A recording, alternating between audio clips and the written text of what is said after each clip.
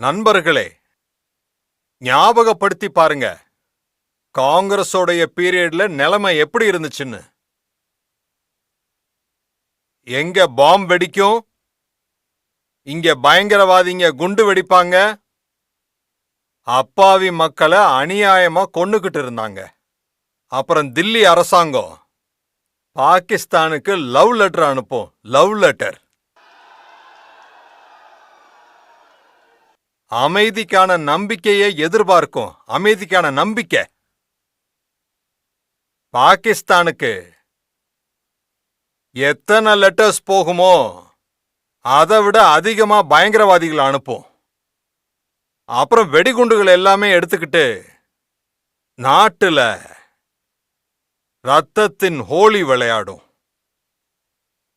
நீங்க எனக்கு ஒரு ஓட்டு கொடுத்தீங்கல்ல, அந்த ஓட்டு எனக்குள்ள எவ்வளவு சக்தியை கொடுத்துருக்குன்னா பெரிய அளவு சக்தி. நான் வந்ததும் சொல்லிட்டேன், இனாஃப் இஸ் இனாஃப். அதிகமா நடந்துருச்சு. இனி இந்த ஆட்டம்லாம் செல்லாது. இந்திய தாயை அவமதிக்கிறது இனி செல்லாது.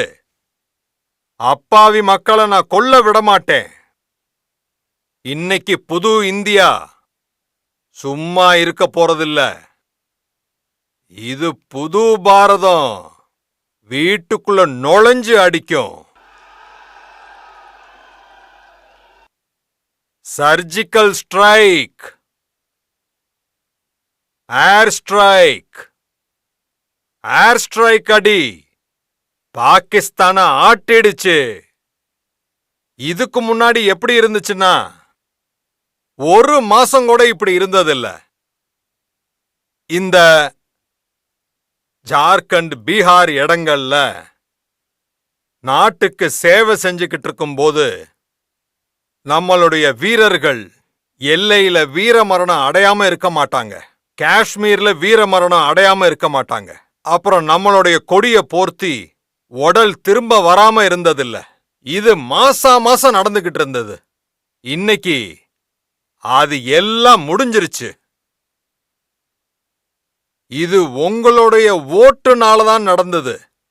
இதுக்கு முன்னாடி நிலைமை எப்படி இருந்துச்சுன்னா, பயங்கரவாத தாக்குதலுக்கு அப்புறம் காங்கிரஸோடைய பயந்தாங்கோலி அரசாங்கம் உலகம் பூரா எல்லா இடத்துக்கும் போய் அழுகும். ஆனா இப்ப நிலைமை அப்படி இல்ல. பாகிஸ்தான் அந்த நேரம் கடந்துருச்சு. நாங்க இனி எங்கேயும் போய் அழுக மாட்டோம். இன்னைக்கு நிலைமை எப்படின்னா, பாகிஸ்தான் தான் உலகம் பூரா போய் இன்னைக்கு அழுதுகிட்டு இருக்கு. அது உங்க எல்லாருக்கும் தெரியும். காப்பாத்துங்க காப்பாத்துங்கன்னு கத்திக்கிட்டு இருக்கு. இன்னைக்கு பாகிஸ்தானுடைய தலைவர் காங்கிரஸோடைய இளவரசர் PM ஆகணுங்கிறதுக்காக வேண்டிக்கிட்டு இருக்காரு.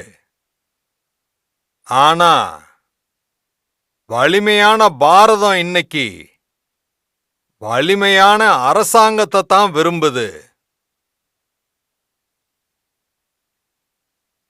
இந்த காட்சியை பார்த்தா தெரியும், நம்மளுடைய பாரதம் பூரா எல்லாரும் என்ன சொல்றாங்கன்னா, வலிமையான பாரதத்துக்கு வலிமையான அரசாங்கம்னு.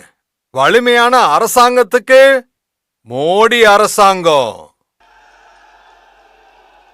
மறுபடியும் ஒரு முறை, மறுபடியும் ஒரு முறை, இன்னும் ஒரு முறை.